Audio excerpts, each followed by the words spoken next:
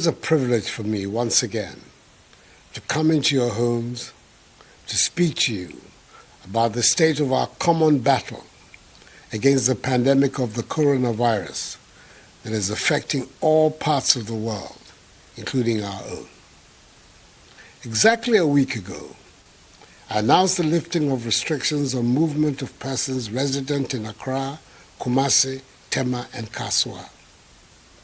I did so on the basis of the data and science, as well as on a careful analysis of the impact of the restrictions on several sectors of our population, especially our informal workers, who need to have a day out in order to provide for themselves and their families, the poor and the vulnerable.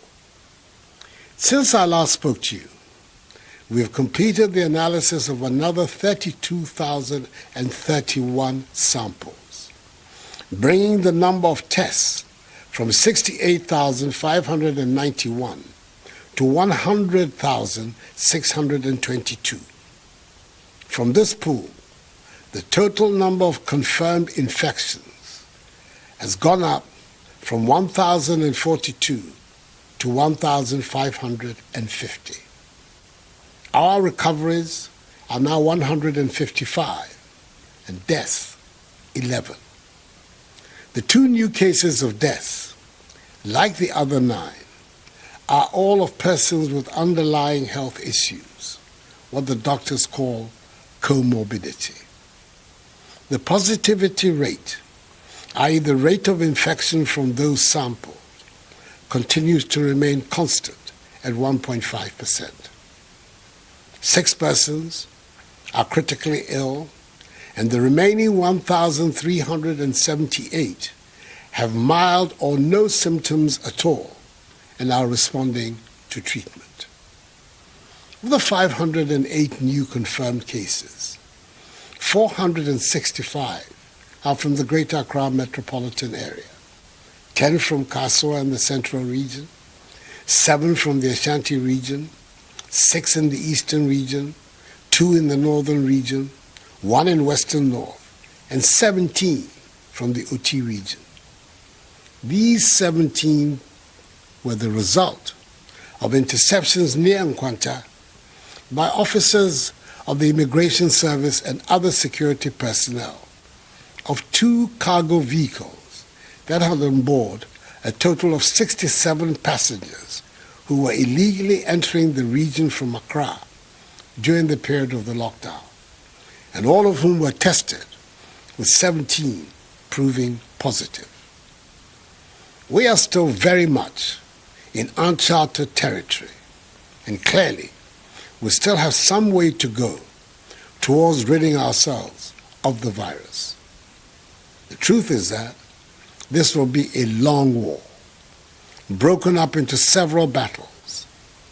Indeed, we registered a modest success in the important battle to trace and test many of the persons who had come into contact with infected persons, and we cannot and will not rest on our laurels. We will not let our guard down as the fight against this virus has to progress. We will pursue vigorously our strategy of enhanced 3 T's, i.e. tracing and testing to allow us to identify infected persons and isolating and treating them. It is the surest way to root out the virus. Our efforts will remain constant, as will our abiding faith in the Almighty and our determination to defeat the virus. We must continue to be grateful to members of the media, members of our security forces, and our health workers for their sacrifice and high sense of patriotism in their contribution to the fight against the virus.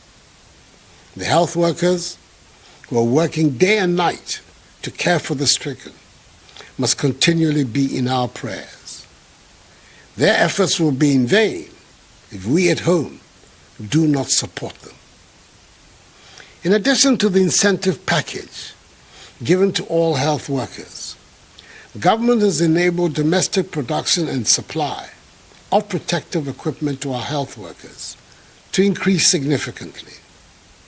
They have received in recent days 905,031 nose masks, 31,630 medical scrubs, 31,472 gowns, 46,870 head covers, and 83,595 face masks.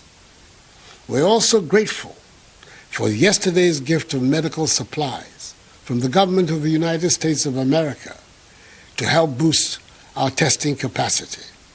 The latest assistance we have received from a friendly foreign nation. So let us, on our part, continue to protect further our health workers by practicing social distancing, washing our hands with soap under running water, refraining from shaking hands, and yes, wearing our masks whenever we leave our homes.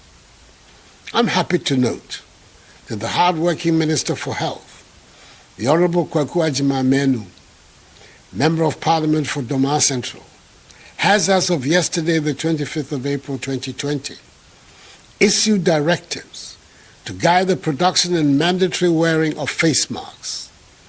We should all familiarize ourselves with them and apply them as the regional coordinating councils of the Greater Accra, Ashanti, and Central regions are demanding of their residents. Together, all these protocols will prove effective in helping each one of us to avoid contracting the virus. The doctors and scientists tell us that the virus is transmitted from human contact, talking, singing, coughing, sneezing, and thereby sending droplets of the virus from one person to another. That is why each one of us must strictly adhere to these directives. Fellow Ghanaians, in the course of this past week, I engaged a number of stakeholders to discuss the future of existing measures which have imposed restrictions on public gatherings, shut down our schools, and closed our borders. I met with the chairperson and members of the Council of State, the president and members of the Standing Committee of the National House of Chiefs, representatives of organized labor, that is the leadership of the Trades Union Congress, the leadership of the Christian community, the leadership of the Muslim community, the president and executive committee of the Ghana Medical Association, representatives and leaders of the media, and the leadership of the National Union of Ghana Students, NUCS, and its affiliated associations. The strong consensus that emerged from these and other consultations is that the existing measures must be maintained for now until we have a firm grip on the movement of the virus. This consensus is supported by data and science, and I'm also very much of this view.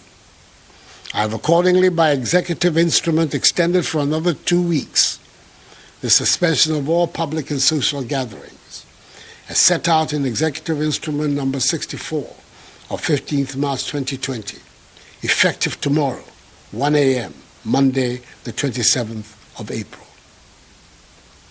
I'm encouraged that so many of our trotros, taxis, and buses are operating with a minimal number of passengers, and our businesses and supermarkets are enforcing the need for social distancing, the use of hand sanitizers, and the wearing of masks for all patrons and staff.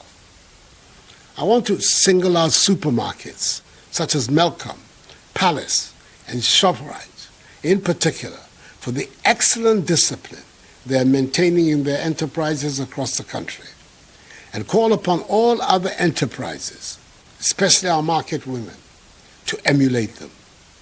The example of markets in the Sekondi Takoradi metropolis, where social distancing is being well observed, is an excellent one for market women all over the country. I am fully aware of the sacrifices in reduced revenues that all businesses and enterprises are suffering. But I believe we have no option but to sacrifice to defeat this virus. This is the time for sacrifice so that we do not have to bear a greater cost in the future. Unhappily, there continues to be the worrying news of a few Ghanaians aiding some West African nationals to enter our country illegally, despite the closure of our borders. Even more disturbing is the fact that several of the West Africans who have been arrested have later tested positive for the virus. These are unpatriotic acts and must stop.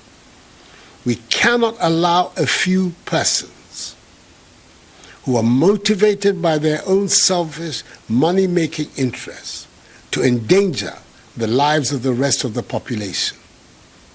Not only will persons who enter our country illegally be strictly dealt with, but so will Ghanaians who facilitate their entry. As I have said before, being a Ghanaian must mean that we look out for each other. Just as the virus has disrupted our daily lives, it has also exposed the deficiencies of our healthcare system because of years of underinvestment and neglect. Whilst maternal, newborn, adolescent health and nutrition remain our top priorities, we must pay increased attention to chronic non-communicable diseases such as heart diseases, diabetes, and asthma, which have proved to be the common risk factors for the 11 deaths we have recorded from the virus. It has highlighted the need to address mental health issues and the crucial role of emergency services to which the new fleet of ambulances and drones are responding. We must emphasize preventive and promotive aspects of health in addition to care for the sick. The virus has also revealed the unequal distribution of health facilities, as we have tended to focus our infrastructure on Accra and one or two of our other big cities.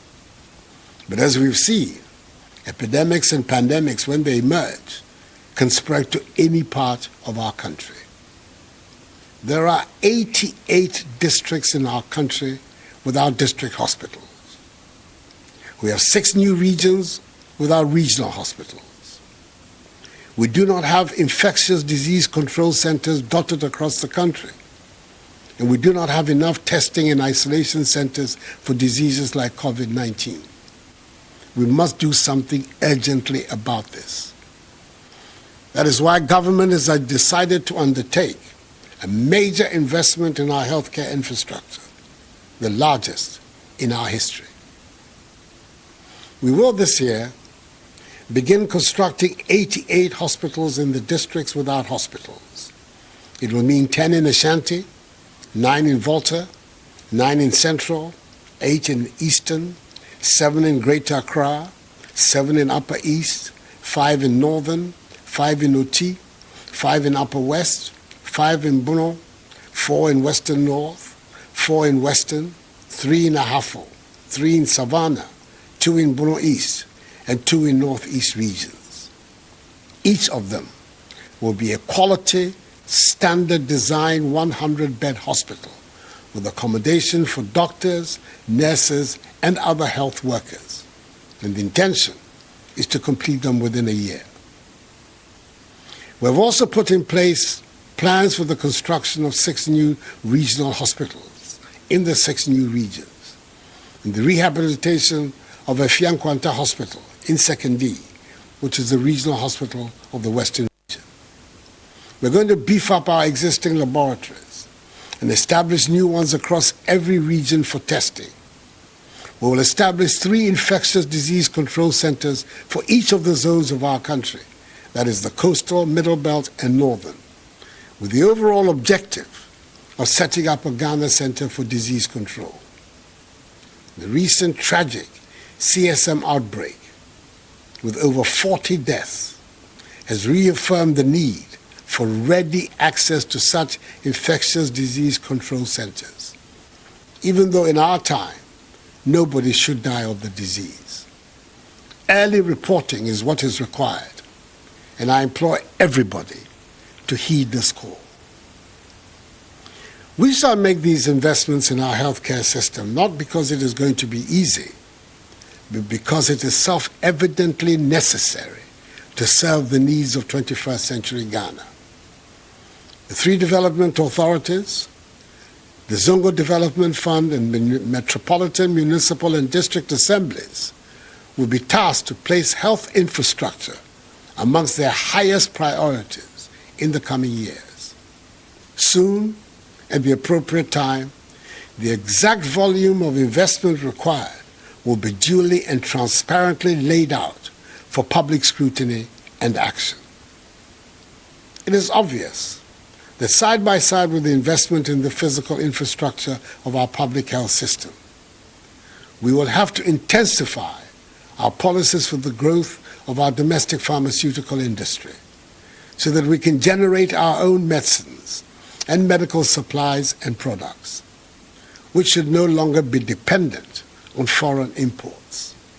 Further, the National Health Insurance Scheme is currently in a stronger position as a result of the significant reduction in our standing arrears. It is my hope and expectation that this expanded and empowered public health system will be the most enduring legacy of the pandemic. Universal health coverage in Ghana will then become real and meaningful, for every Ghanaian deserves good health and good health care. Fellow Ghanaians, just as the Christian celebration of Easter was severely affected by the virus, resulting in the cancellation of the usual activities associated with Easter, the holy month of Ramadan has not been spared either. It is my understanding that in the time of the Prophet Muhammad, sallallahu alaihi wasallam, any time there was heavy rain, he admonished the faithful through the azan to stay in their houses and pray rather than going to the mosques. In Bukhari's collection of the Hadith, Book 13, Hadith number 24, Ibn Sirin reports that Ibn Abbas said to his muezzin, and I quote, "After saying, 'I testify that Muhammad is Allah's messenger,' do not say, 'Come for the prayer,' but say, 'Pray in your houses.' It was done by one much better than I, that is, the Prophet." Through analogical deduction, Muslim scholars agree that rain represented danger, and therefore the prescription for Muslims to stay at home and pray in times of heavy rain is applicable to all life-threatening situations. I thus call on all Muslims to heed this prophetic admonishment, to pray at home so we can protect ourselves from the danger of COVID-19. This is in line with the counsel of the wise, devout Muslim scholar, the chief imam, Sheikh Dr. Usman Nuhu Sharabutu. I wish all Muslims Ramadan Mubarak. In this period, let me state once again that the virus is the enemy and not one another. We must be resolute in our unity to defeat this invisible enemy. No country on earth has been spared the ravages of this virus, and my single-minded goal is how to steer the country out of this crisis, protect our population from the virus, and see to the rebuilding of our economy. Nothing else matters for me. Fellow Ghanaians, we must now begin to lift our heads above the parapet and look at our future with courage and hope. I shall be outlining shortly the path for bringing the restrictive measures systematically to an end and defining the basket of measures for the revival and growth of our national economy. We have to own our future. I'm truly proud and indeed humbled to stand here today as your president, witnessing the unfettered assistance Ghanaians have given to each other, the help you have offered to those in need, the generosity of your contributions to the COVID-19 National Trust Fund, and the support and understanding you have given to the difficult measures government has had to undertake. It is said that out of adversity comes opportunity, and through this ordeal, we Ghanaians have had the opportunity to reintroduce ourselves to one another, showing the best of who we are. The solidarity and humanity on display in these past days fills me with even more optimism that Ghana will overcome this crisis and come out even stronger and more resilient. Enuanom, nse ni abe ahaye nyina. Nanso, me wa rehihye mu se Onyankopon adaroma. Nsema maken si enye no a ye no ye koso diso a eno ene beboa ye. Obi ahohoro ne nsa. Obi andi ne huni. Ye pia yansha mas no. Ye wa abonten a ye makwan enda ye ntem.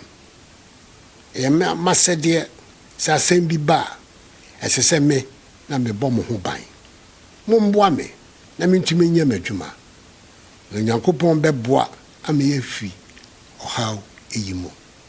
Anyame me ile akesi no ne bane egba wo fe na. Shin ye hemo ka yeli akanyumodromo na.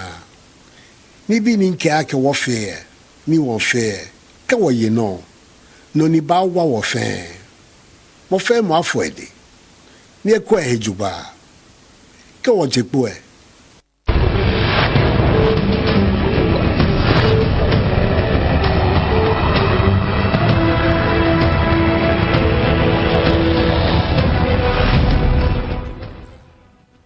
Ni bi ni nke ake wo fe.